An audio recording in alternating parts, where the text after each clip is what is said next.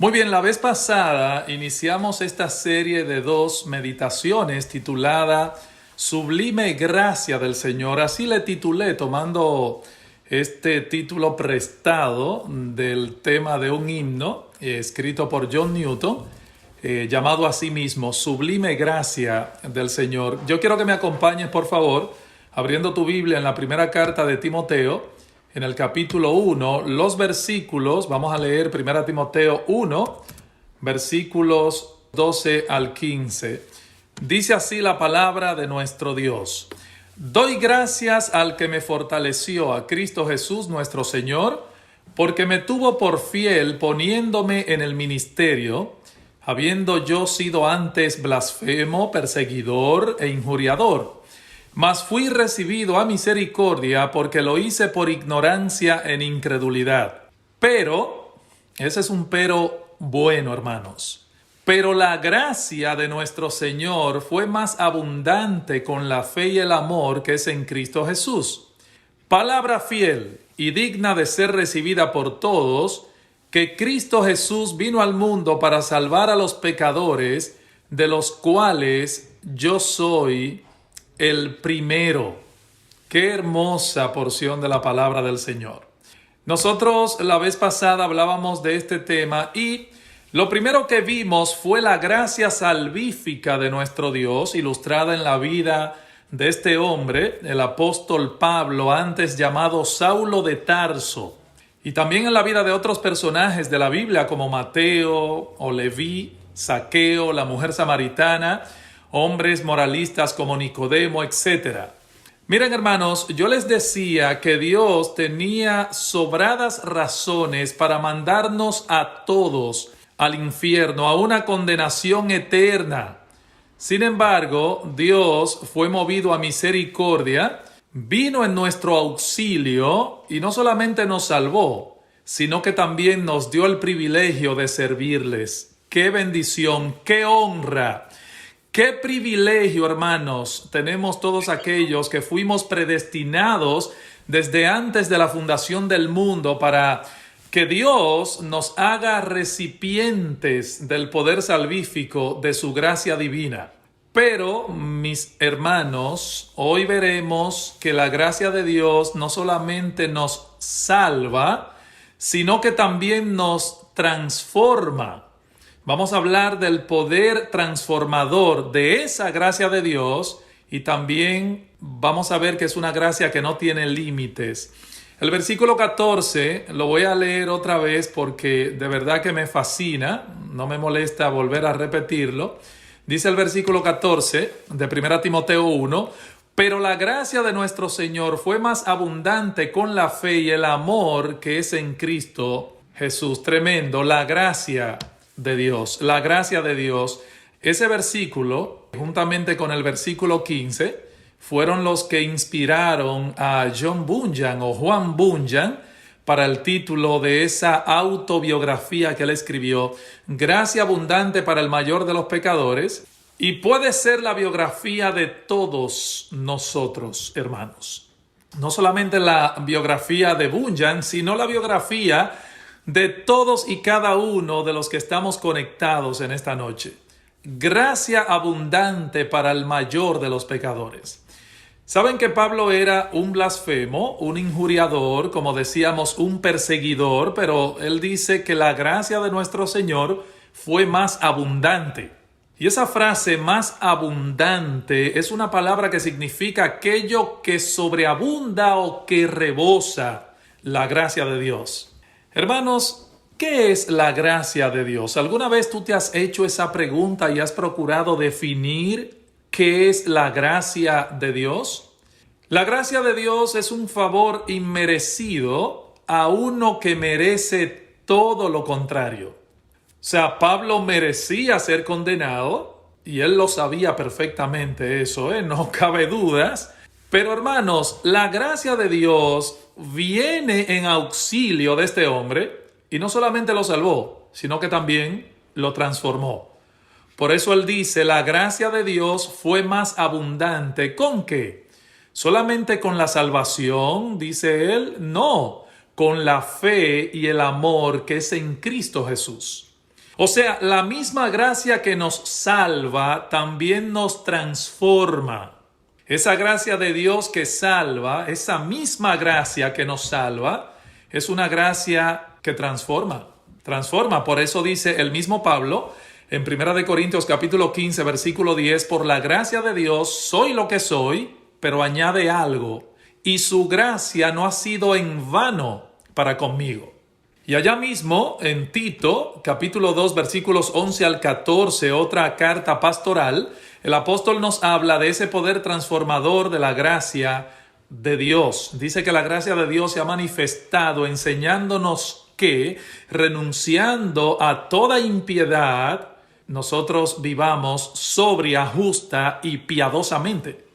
Hermanos, ¿dónde podemos situar al cristianismo en este pasaje? El cristiano real. Bueno, lo podemos situar en el hecho de que el Señor en su gracia realmente ha obrado. La gracia de Dios no solamente salva, la gracia de Dios también transforma.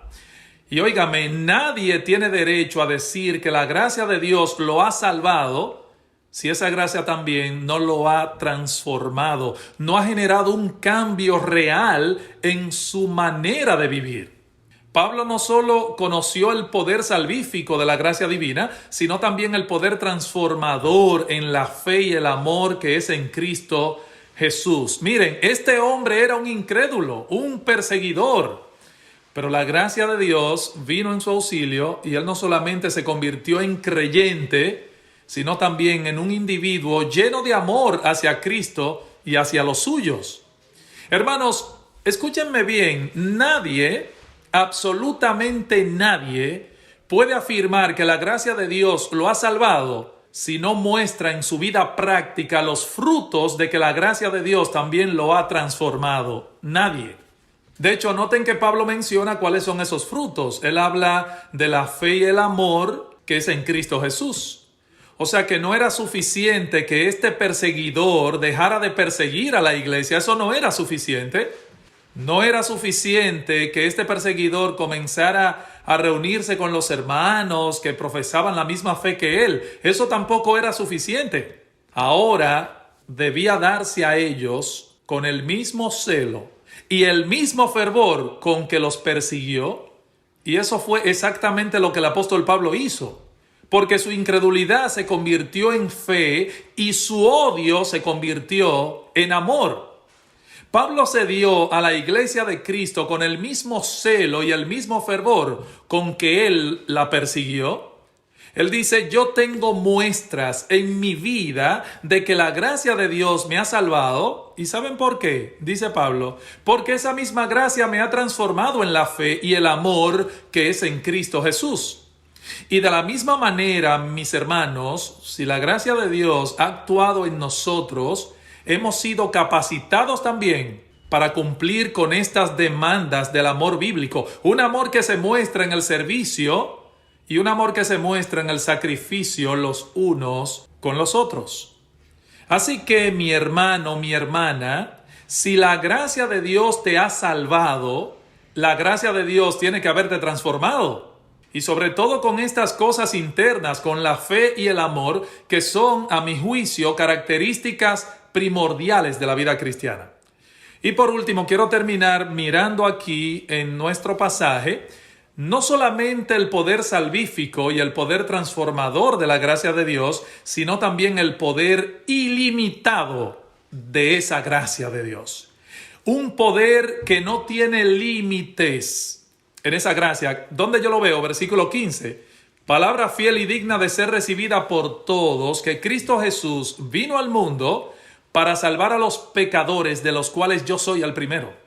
Palabra fiel y digna de toda aceptación, que Cristo Jesús vino al mundo para salvar a los pecadores. Miren, en esta frase yo creo que se resume todo el mensaje del Evangelio. Todo el mensaje del Evangelio está resumido en esa sola frase. Es fantástico. Dice Pablo, fiel es el dicho y digno de toda aceptación, que Cristo Jesús, los dos nombres del Señor, Cristo, que significa el ungido y que señala a Cristo como el Mesías, que también significa ungido en hebreo. ¿Y quiénes eran ungidos, hermanos, en el Antiguo Testamento? Los reyes, los profetas y los sacerdotes. Y resulta que nuestro Señor Jesucristo es rey, es profeta y sacerdote, y apunta hacia Cristo como el Hijo de Dios. Pero luego vemos el nombre de Jesús, que señala a Cristo en su naturaleza humana. Dice el apóstol Pablo, ¿quién es el centro del Evangelio?